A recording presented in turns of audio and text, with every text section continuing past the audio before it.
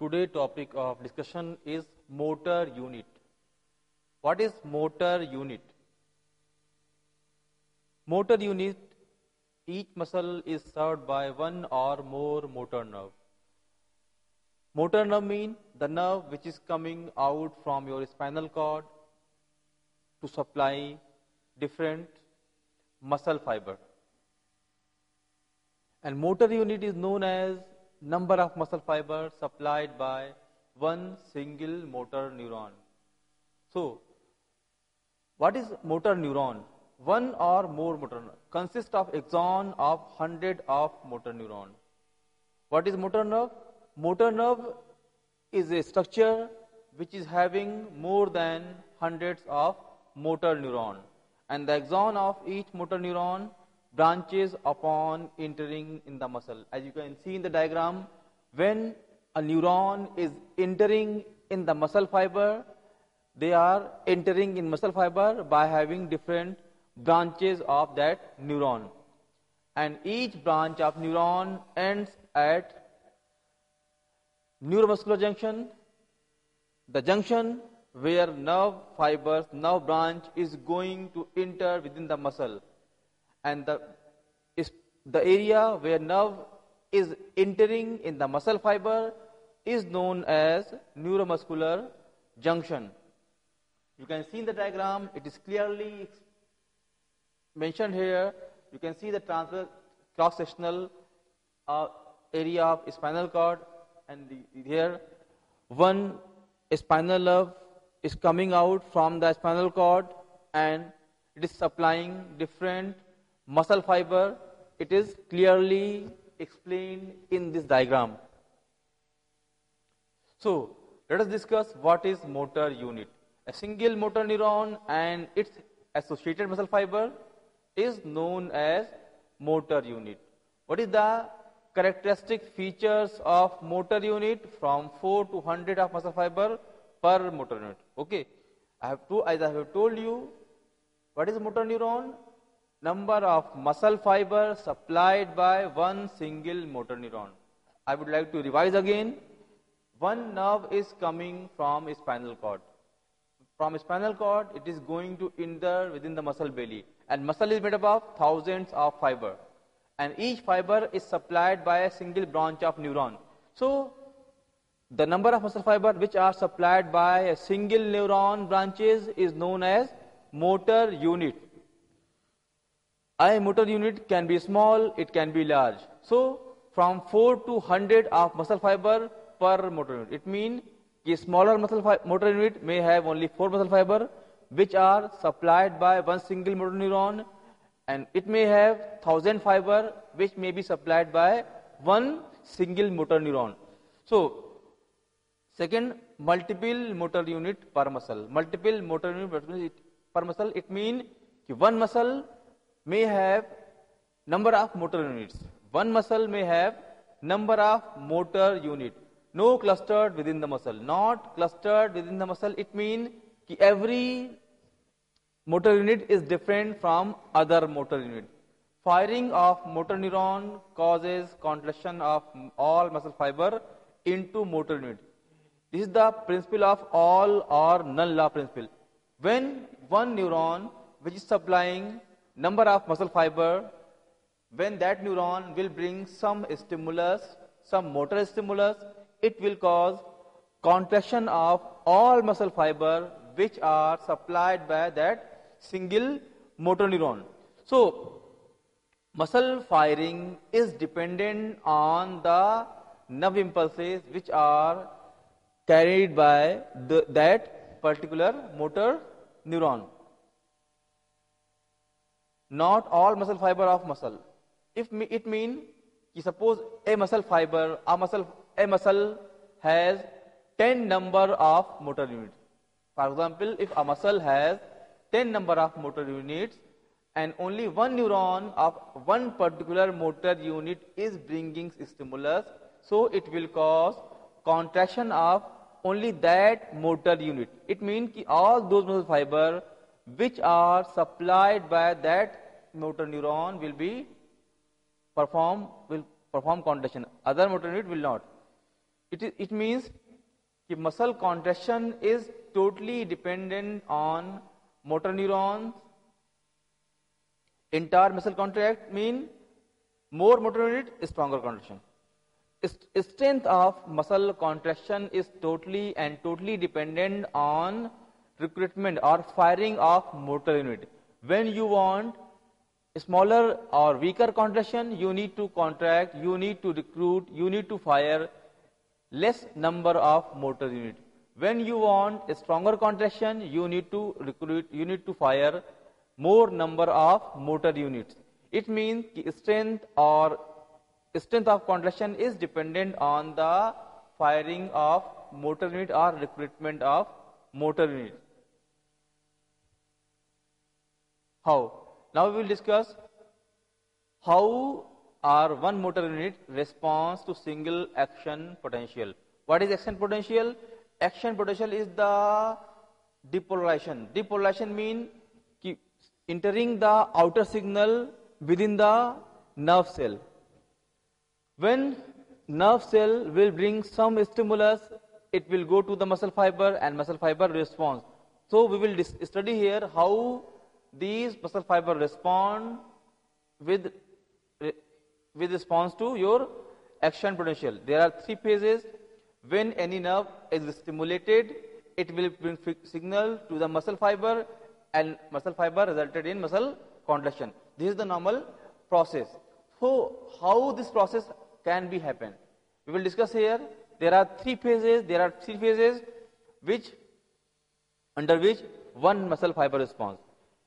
Muscle contraction start from motor nerve, bring signal, reaches to the neuromuscular junction. From neuromuscular junction, the impulses will go to muscle fiber and the muscle fiber will contract. So in all process, what is happening there? We will discuss first. There are three phases. One is latent period. In latent period, few milliseconds following stimulation, muscle tension begin to increase. Second is period of contraction. 10 to 100 milliseconds, cross bridge is active, tension develop, muscle may shorten. Third is period of relaxation. 10 to 100 milliseconds initiated by re-entry of calcium into sarcoplasmic reticulum, muscle tension decreases to zero. I am discussing the total event of muscle fiber or motor unit recruitment. As I have told you, motor unit recruitment is responsible for generation of tension in muscle. So, when muscle will generate tension, the process starts from applying some stimulus over a motor nerve, either artificially by some electrical stimulator or by your own brain. When your brain think, I want to move some muscle, I suppose if I want to flex my elbow, it means my brain is stimulating the motor nerve which is controlling the contraction of biceps muscle. Clear? So my brain will order that specific motor neuron which causes the contraction of biceps, because my purpose is flexion of elbow. When I am going to flex my elbow, my motor nerve which is controlling the contraction and relaxation of biceps will be stimulated, and that nerve will bring signal. The signal will come. How? First is latent period. Few milliseconds following stimulation, muscle tension begin to increase. It means we have discussed in the neurophysiology, in the mechanism of neurosystem, whenever we will apply any stimulus over motor nerve, either by intracellularly, by our own thinking or by external stimulus, it will bring signal to through the nerve to the muscle end, and muscle fiber will receive that signal and they cause muscle contraction. How muscle contraction takes place? It can be studied in three phases. First is latent period, second is period of contraction, and third is period of relaxation. Whenever any motor signal will reaches to the level of muscle fiber, first phase will be, the first response will be latent period. Few milliseconds following stimulation, muscle tension begin to increase. When any motor signal will reaches to the level of muscle fiber, it will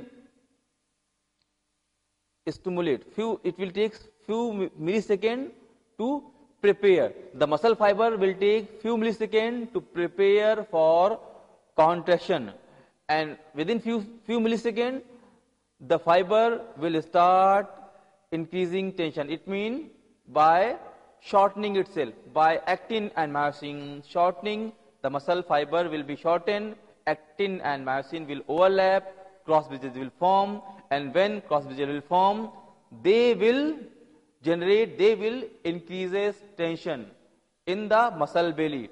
And the second phase of muscle or motor unit recruitment is period of contraction by different stroke produced by, as you remember the anatomy of muscle fiber, where actin and myosins are overlapping. There are some heads, cross bridges, they will bring myosin and actin closer and causes increased tension. So because of more closeness, because of actin and myosin overlap, because of formation of more cross bridges, the tension will develop and muscle will shorten.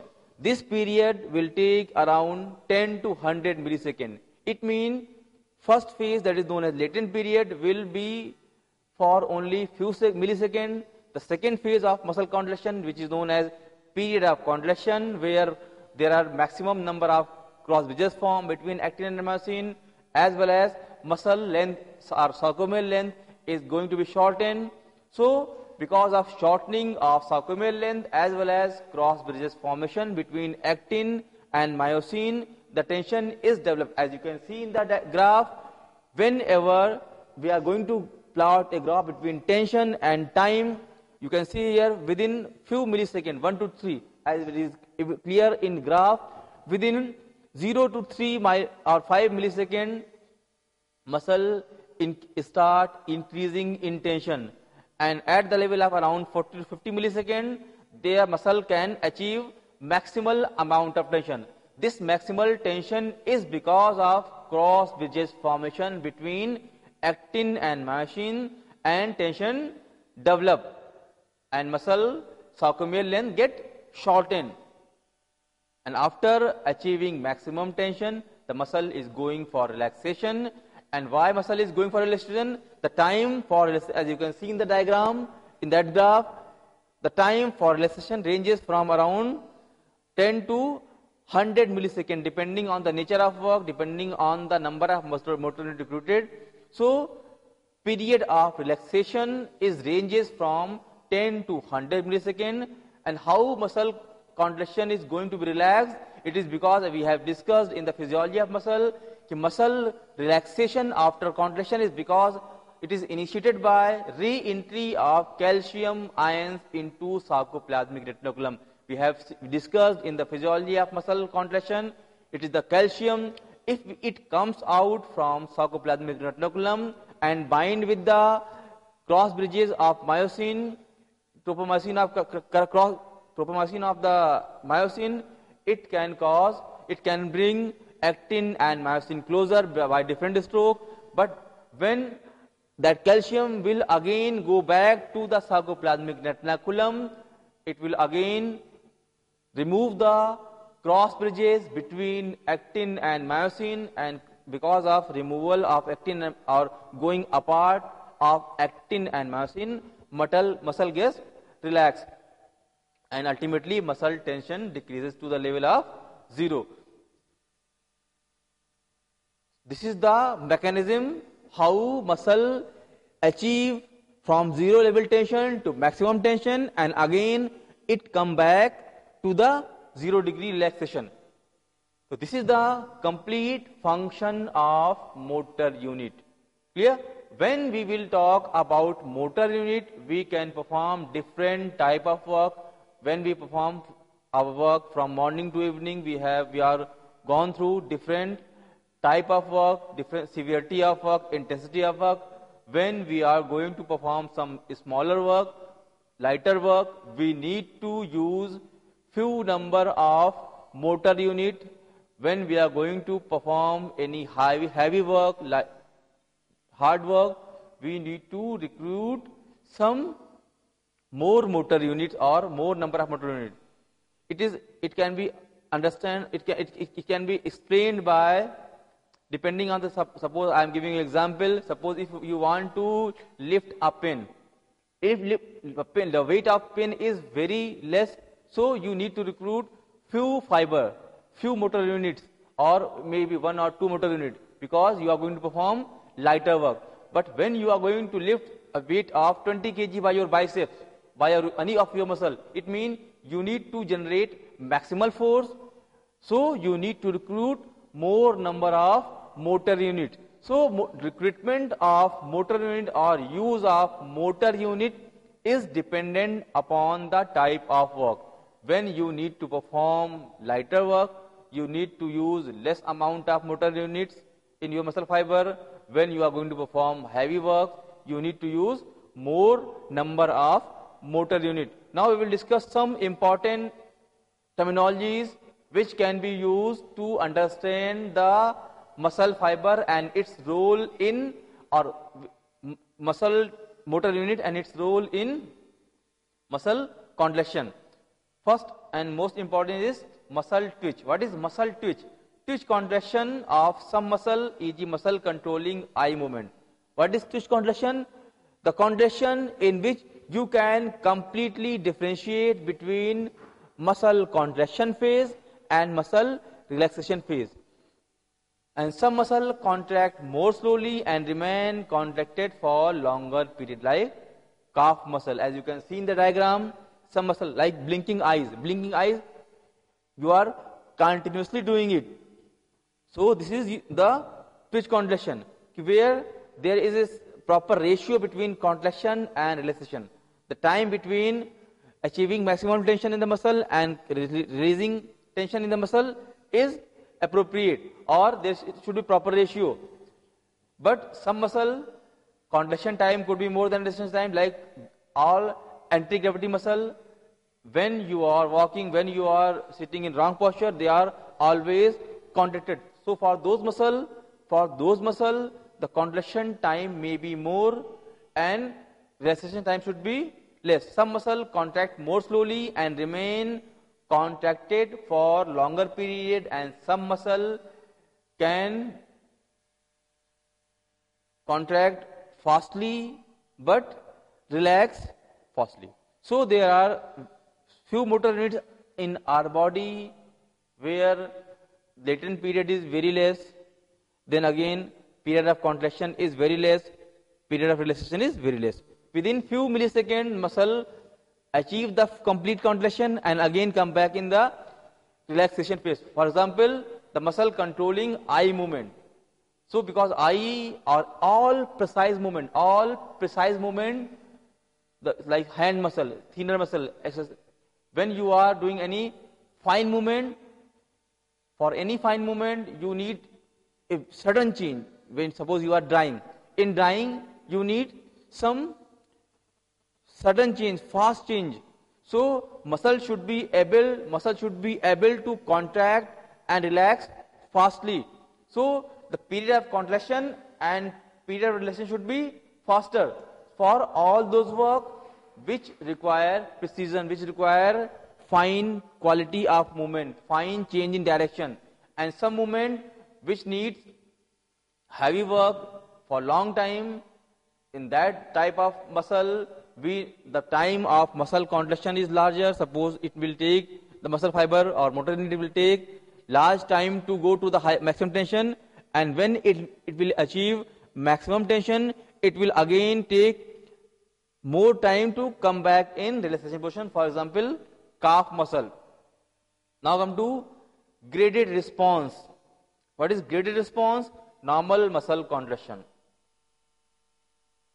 Normal muscle, when you say that the muscle is contracting normally, when you will say the muscle is contracting normally, for normal muscle contraction there should be something. First is the contraction should not be jerky. Suppose this type of contraction is jerky, and this is jerky contraction, jerk like movement, it is not normal movement, not normal contraction. But when you are doing movement like this, it is a normal contraction of biceps muscle.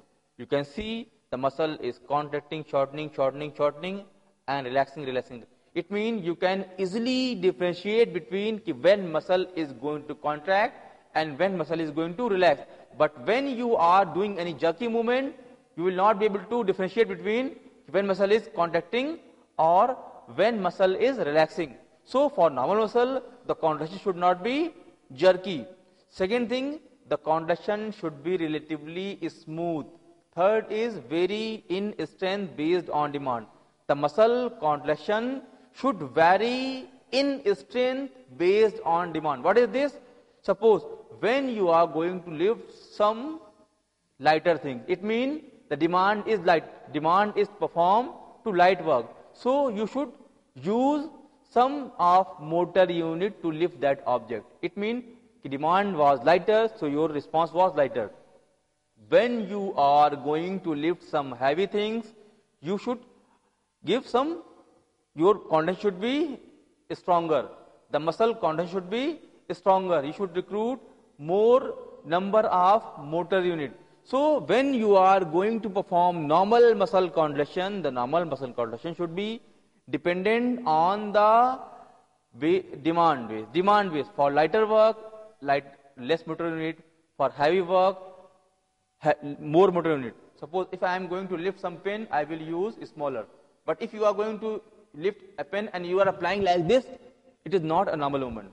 When a person, a subject or an individual is lifting a weight of 50 gram and he is using his both hand and pushing whole effort to lift like this. Suppose if I am going to lift this mobile and I am lifting like this, it means I am not doing normal contraction.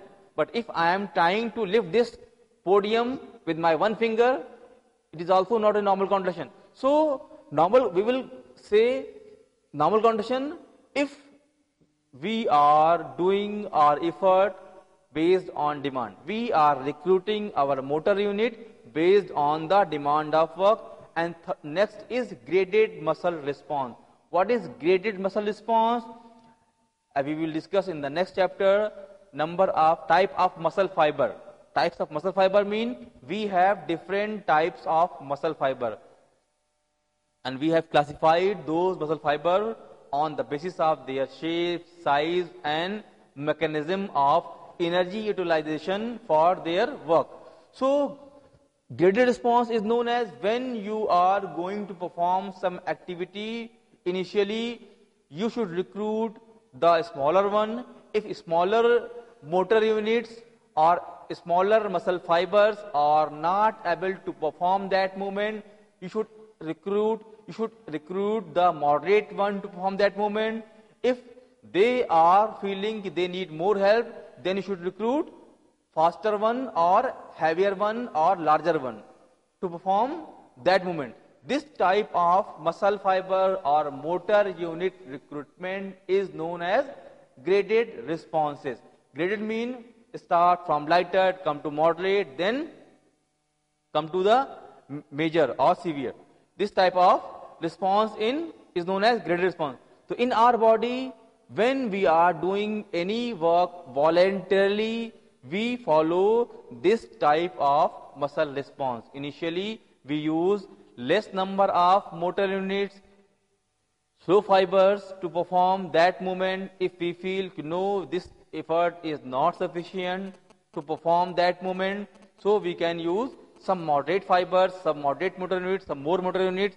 Even after that, using moderate motor unit, if we are feeling no, this is not sufficient, this effort is not sufficient, so we recruit more number of motor units to perform that task. And this type of recruitment of motor unit is known as graded response. And how can we achieve graded muscle response? Graded muscle response can be achieved by two things. First is by altering the frequency of stimulation and by altering the strength of stimulation. What is frequency of stimulation? Frequency means speed of contraction and relaxation. And what is the strength of the stimulus? Effort, maximum amount of effort. This is the frequency, and this is suppose if I am doing like this, this is the frequency of contraction relaxation. less frequency of contraction and relaxation. When I am moving my hand like this, it means I am contracting and relaxing my biceps. In this type of contraction and relaxation, the frequency of biceps contraction and relaxation is less. But when I am doing like this, the frequency of contraction and relaxation is more. So when we want to perform any graded response, suppose if I am going for some sprinting like competition, so the frequency of muscle contraction and relaxation, the more frequency, the higher speed. When the frequency of muscle contraction and relaxation will be higher, we can run faster. Second thing, altering the strength of stimulus mean we can recruit more and more number of motor units. Try to understand difference. What is the difference between frequency and intensity? We can control, we can achieve the graded response by two factors. Either by changing the frequency of muscle response or by changing the intensity of muscle response. Frequency means the speed of contraction and relaxation should be faster. So when we are going to achieve speed, when we are participating in any sports event which need speed, so in those cases we increase the frequency of stimulation of motor unit. So by increasing the frequency of stimulation of motor unit, we can achieve contraction and relaxation of motor unit faster. So we can perform in that specific sport faster, like sprinting. When you are a sprinter has adopted, they have trained their motor units to stimulate them at higher frequency, so they can run faster. Second is we can control, we can achieve the graded response by altering the strength of stimulus. Strength of stimulus means the more motor units are recruited, the more motor units you are using for performing any work, the strength of muscle contraction will be more. Suppose if you are going to lift some lighter object, you need to recruit some of motor units. But if you want to increase the strength of the stimulus, it means you need to recruit more number of motor units. And the muscle force of muscle contraction, the strength of muscle contraction will be dependent on the recruitment of motor unit. When you, suppose if you are going for weightlifting is sports where you need more strength of your muscle, and for lifting a heavy weight, you should recruit more number of muscle fiber or more number of motor unit. So by increasing recruitment of more number of motor unit, you can increase the strength of or intensity of stimulus. It means in one effort your more number of motor units are recruited. Now we will discuss how these motor units respond to stronger stimuli.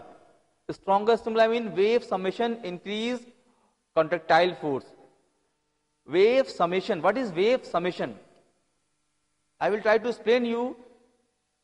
Muscle contraction is suppose this is muscle fiber and this is nerve.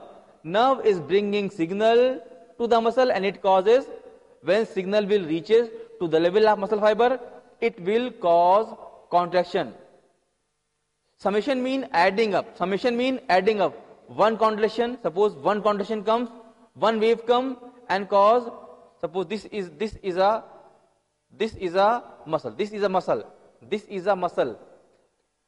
The more tension, the more force. The more tension will be generated. Tension means shortening. Tension generated in muscle because of shortening. Suppose one stimulus, one wave comes via nerve and causes contraction of muscle. One, again two, again comes 3.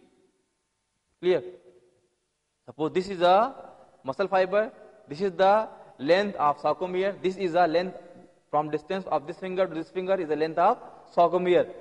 And when sarcomeres will shorten, it will cause more amount of cross bridge formation, and because of more amount of cross bridge formation, the muscle fiber will generate more force or more tension. So what happened?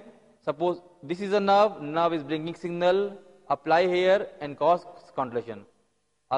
Now this sarcomere length is shorter than before. Again second impulse will come, again shorten. Third come, again shorten. It means summation. With every wave, with every impulse, the sarcomere length is going to be shortened and shortened and shortened.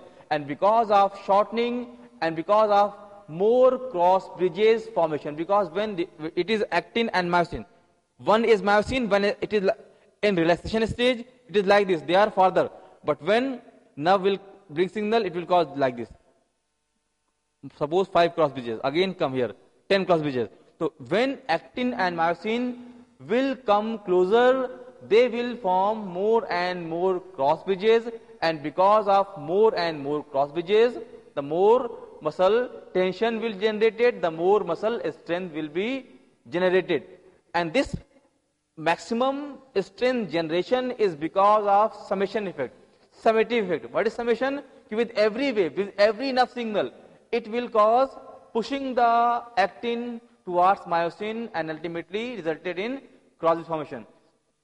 Main function is to produce a smooth continuous contraction. Force of contraction increased by multiple motor unit summation.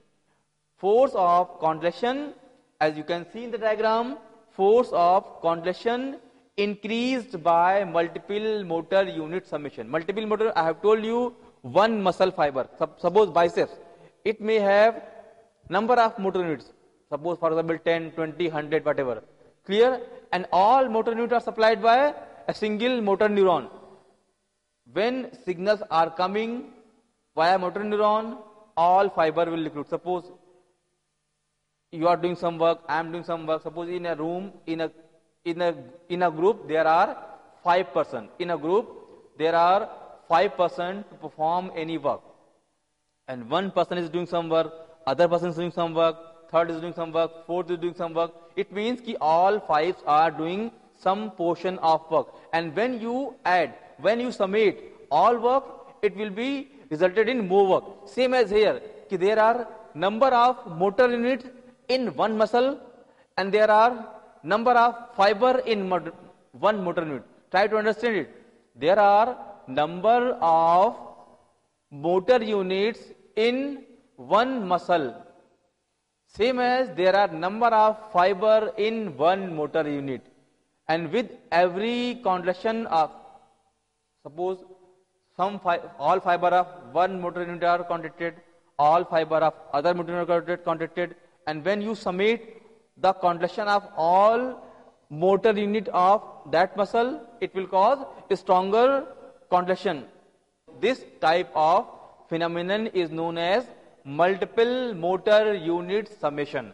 Threshold stimulus recruit first motor unit, maximal stimulus recruit all of the muscle motor unit. Try to understand what is threshold stimulus and what is maximal stimulus. I have given example. Suppose this is biceps muscle. Biceps muscle may have, suppose for example, it has 10 motor unit. Biceps muscle is made up of 10 motor unit. Nerve is supplied that biceps. Biceps is supplied by a nerve. When that nerve will bring signal, and one nerve may have number of motor neuron, one nerve is having number of motor neuron, and each neuron is supplying one motor unit. Clear? So when we are going to contract our biceps, suppose if we apply only threshold level. Threshold is threshold, minimum amount of stimulus required to achieve response, required to produce contraction in muscle. So when we apply threshold level, threshold means minimum amount of effort. What is threshold? Threshold is minimum amount of effort to produce some response. Same as what is maximal stimulus? Maximal stimulus means you are applying maximal effort. For example, if I am going to flex my elbow, when I am flexing my elbow, I am applying only threshold level. Threshold means the stimulus, the effort applied by motor nerve, which should be able to flex my elbow. Suppose if I am flexing my elbow against gravity, I need little greater effort. But if I am flexing my elbow in this position, it means again it is not against gravity. When I am doing like this, I am bringing my forearm against gravity. When I am flexing my elbow in this position, it means the gravity is not acting against biceps. So minimal amount of stimulus is required to perform that movement, so all the motor units of biceps will not be recruited. You can feel the tension when you are doing like this. Feel the tension, and again should lift some 5 kg weight and do like this. Feel the tension. Definitely you will feel different amount of tension in both type of activity. When you perform your elbow flexion in this posture, and when you are performing your elbow flexion with 5 kg weight, the tension generated within the muscle belly of biceps will be totally different. And this tension difference is because of different type of stimulus. Here you are not applying, you are applying minimal amount of stimulus, so motor unit will be responding minimally. Less tension will be generated, less motor unit will be recruited to perform this movement. But when you are going to lift some heavy weights like 5 kg, 10 kg, increasing the weight will cause increasing the tension. Increase the weight, increase the tension. It means when you are applying maximal stimulus, you will get maximum response by motor unit. When you apply minimum tension, you will get minimum response by your motor unit. So motor unit force contraction by muscle fiber or motor unit is dependent on the type of stimulus. When you apply smaller stimulus, you will get a smaller response by few of motor units. When you apply heavy stimulus, stronger stimulus, you will get a stronger response by your motor unit. So how we can use these knowledge of motor unit in physical education? We are training our athlete, we are training our sport personnel, we are treating our sport personnel for different types of sports, and all sports are not same, they are different from other sports. So by having complete understanding of motor units, we can train different motor unit needs based on the different types of sports. Clear? So motor unit is a very important component of physical education. So having complete knowledge by having complete graded response, type of stimulus, intensity of stimulus, frequency of stimulus, by having full control over all these parameters, we can effectively use all these knowledge for training of our sport personnel. Thank you.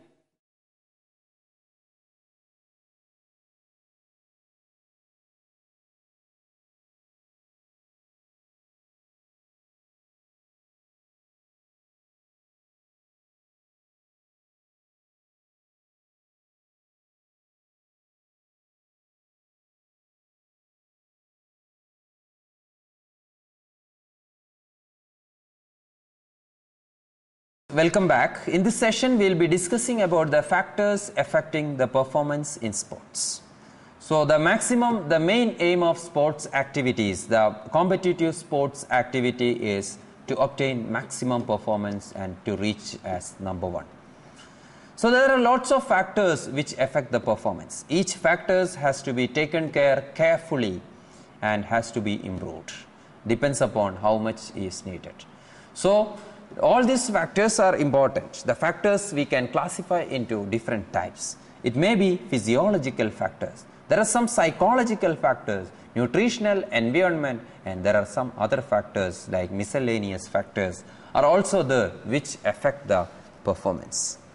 The physiological factors includes the energy system, the training, strength, endurance, body type, flexibility, balance, agility, speed, coordination, reaction time, rhythm, steadiness, warm up and cool down. These are the physiological factors which affect the performance. We'll go through each physiological factors. The first one is energy system.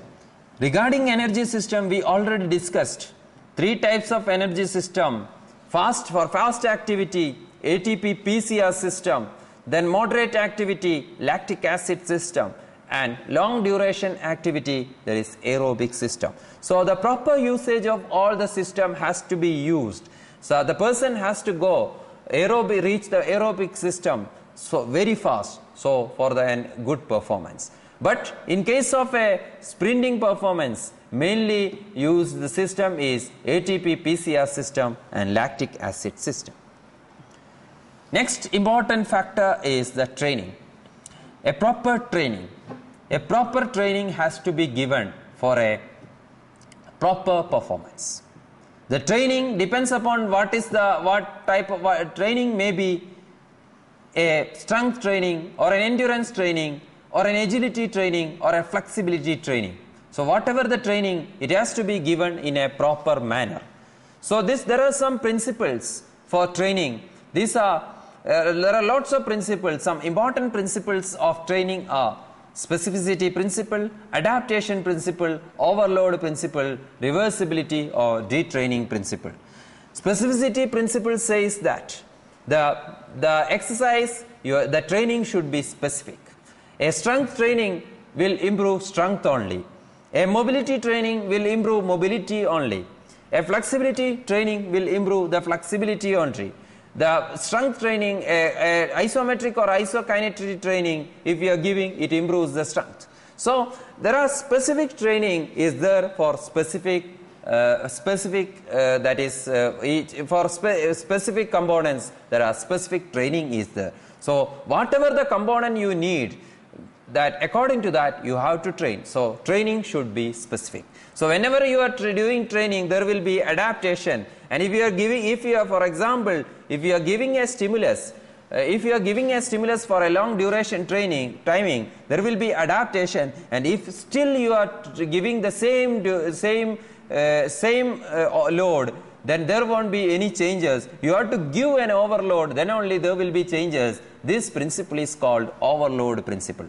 There is another principle called reversibility or detraining principle. If you are not training for a longer period of time, because there will be detraining, deconditioning. This is called reversibility or detraining principle. So training has to be given. Training has to be monitored properly, and it has to be given properly and trained properly. Then only there should be a proper performance. Performance will be there. Next important factor for performance is the strength. Strength, as everybody knows that as the strength increases, performance also increases.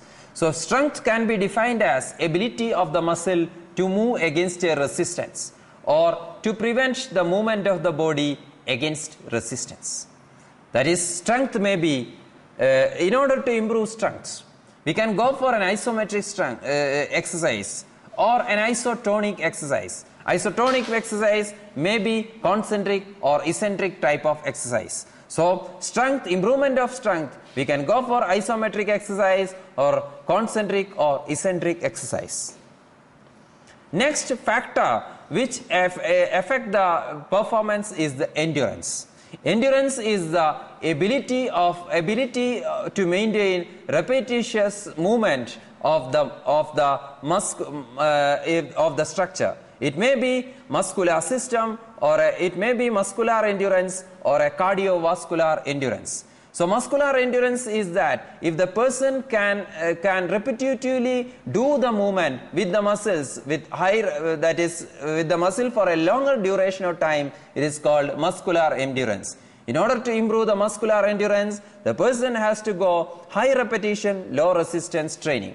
The second endurance is the cardiovascular endurance. It is a proper aerobic training will improve the cardiovascular endurance. So aerobic training has to be done like jogging, running, walking, etc. will improve the cardiovascular endurance. So a good muscular and good cardiovascular training is important for a player, for an athlete, for his maximum performance.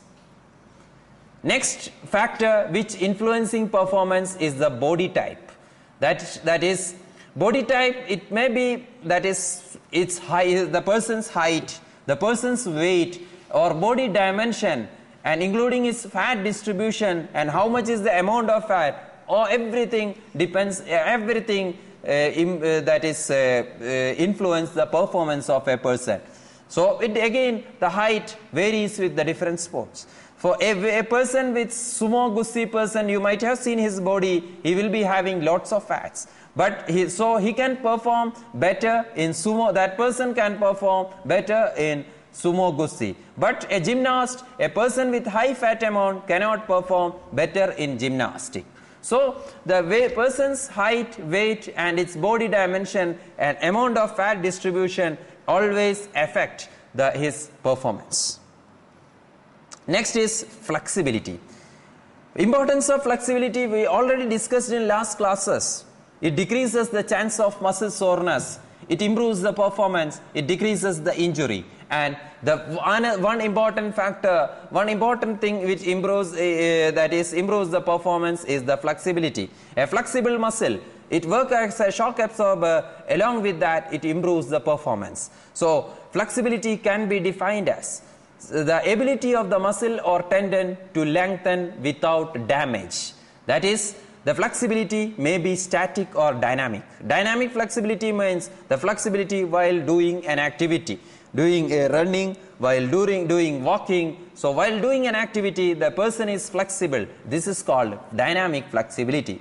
Static flexibility, if we are measuring the flexibility by using an instrument in a static posture, this is called static flexibility.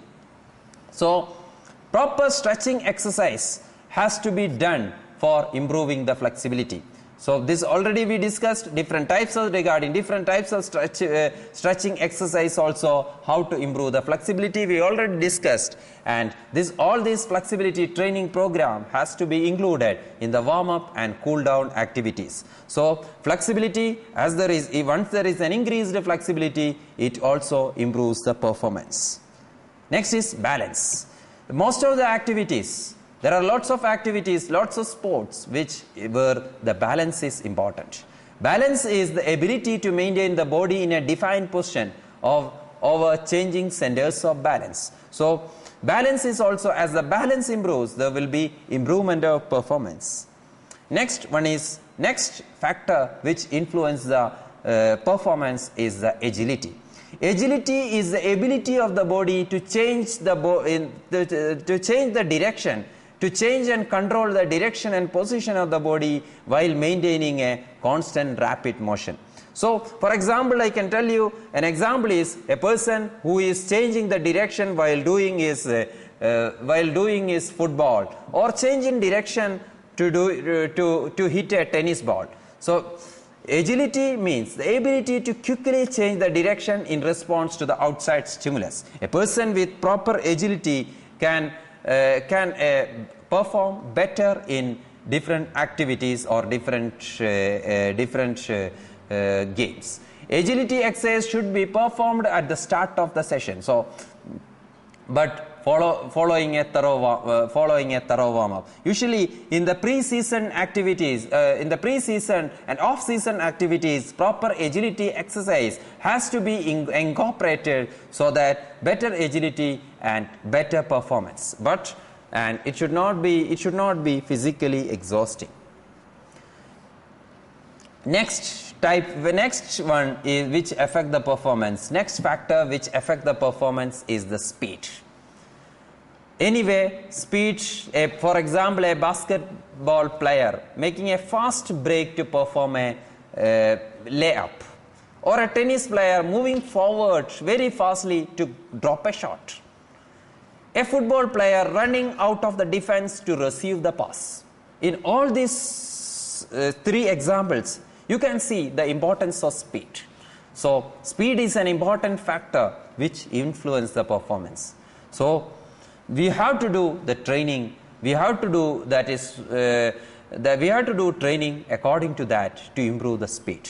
So many sports rely on speed to gain advantage on your opponent. So a speed can be defined as ability to rapidly contract the muscle in a sequenced manner to propel the body, and ability to move your body or body parts swiftly, so that the speed is having, once the person is having enough speed, he can do the movement very fastly, he will be having an added advantage for his performance. Then coordination. A proper coordination, proper neuromuscular coordination is required for complex activities. The ability to coordination can be defined as ability to move the body in a way that requires complex inputs and carefully graded muscle contraction. Next is the timing. Initiation of movement or changing of the speed of movement in response to the external stimulus. For example, it is mainly required for especially in contact sports. For example, a football player, he is with a soccer player, he is with a ball.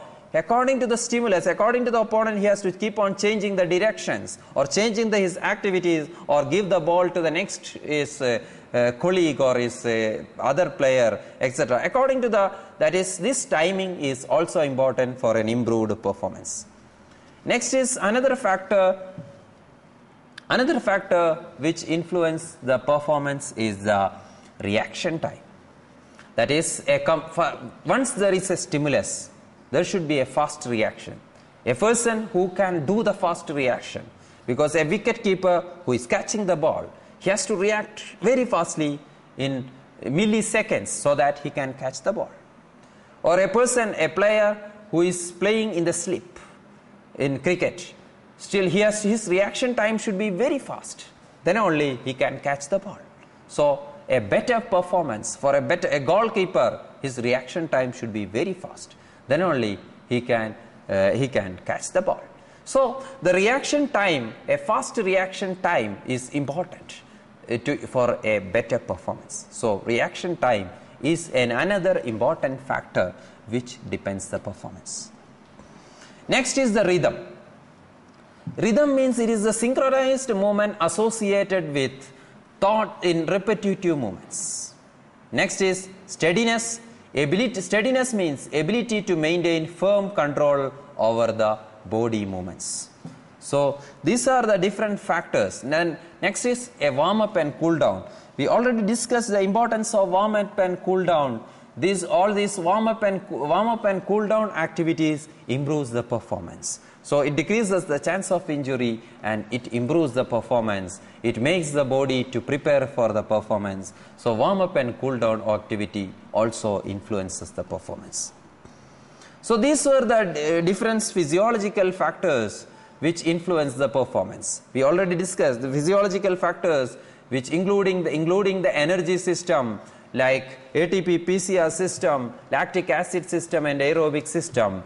Next was the training, that is different, that is training should be specific training, there should be overload principle, has to be, all these principle has to be incorporated, important principle has to be incorporated while the training. And strength is important. For example, strength is the ability to move the muscle in a resist to prevent the movement, that is to in a against resistance, and the proper strengthening exercise and proper endurance exercise has to be done for the improvement of an improved performance. And body type also important. It's another physiological factor which influence the performance. The height of the person, weight of the person, fat distribution, etc. Now flexibility and balance is also important. Flexibility, enough flexibility will improve the performance. Proper balance will give you an added advantage for improving the performance. Agility, speed, coordination, reaction time, rhythm, and steadiness, and proper warm up and cool down activities also improve your performance. Now the mental and psychological factors. There are some mental and psychological factors which helps you in improving the performance. The first one is intelligence level. It can be defined as an ability to interrelate perception of the environment into the mental construct based on past experience and education. A person who is intelligent can tackle the person very fastly, can tackle the opponent very fastly, or do a tackling movement and he will get a better advantage in the game. Next one is creativity. Creativity means it is the ability to establish a new way of doing things which are unexpected. So an unexpected movement, especially in games like contact games, and even in non-contact game also, an unexpected movement will cause the opponent might not be having any idea what type of movement you are going to do, and this will give you an advantage in the performance, an advantage in the games. Next is mental preparation. A proper mental preparation has to be done. Proper relaxation technique and proper imagery can help you to mentally prepare athlete before competition. So that's why most of the team is having their own psychologist or psychologist along with the psychologist and mental trainer along with the team, because mentally the person should be mentally prepared for the competition, then only he can do his best. Next one is motivation. A person motivation is the ability to push the body towards the goal. If there is then a proper motivation is then only the person can do his best. And discipline. Wherever his performance, he should be concentrate on his activity, and concentration or to the exclusion of the external and internal stimuli is known as discipline. So these were the mental and psychological factors which include the intelligence, creativity, mental preparation, motivation, discipline, etc. Now there are some external factors. External factors include the environment, the playing condition, the equipment, practice, technology, other players and official. These are the other factors which influence the performance in sports. The environment. For example, the weather. The weather can affect your performance either positively or negatively. For example, a good wind will improve the sailor's performance. But a wind will impair a tennis player's performance, or a badminton player's performance. Wind will impair. Now, there will be a person who can tolerate the heat conditions. He can play better in heat. A person who can who cannot tolerate the heat cannot do his maximum performance. So environment is another factor which influence the performance. Now the playing conditions. For example, the playing field, the turf. What type of playing field it is? This also influences the performance of the person. Next is equipments. The equipment is another factor which influence the performance. For example, equipments like tennis racket, tennis ball, even its protective equipments. Sometimes the protective equipments may affect his performance also. Then practice, proper training, proper practice, how much he is doing practices, how much is and the importance of repeating pattern movement to assure the perfect execution during game. Then technology. That is, the use of technology in sports is increased with the use of better equipments and video and computer technology for the technical analysis. Then other players, that opponent or teammates' performance can affect your performance. For example, teammate performing well may inspire you and do the same. Then officials. A poor decision from the umpire or referee can either spur us on the performance better or make us to think there is no point of trying. So their behavior of the officials also affect the performance. So in this session we discussed about the different factors affecting the performance. There are mainly, we divide the factors into 5 factors. It includes the physiological factors, psychological factors, nutritional factors, environmental factors, and miscellaneous factors. Thank you.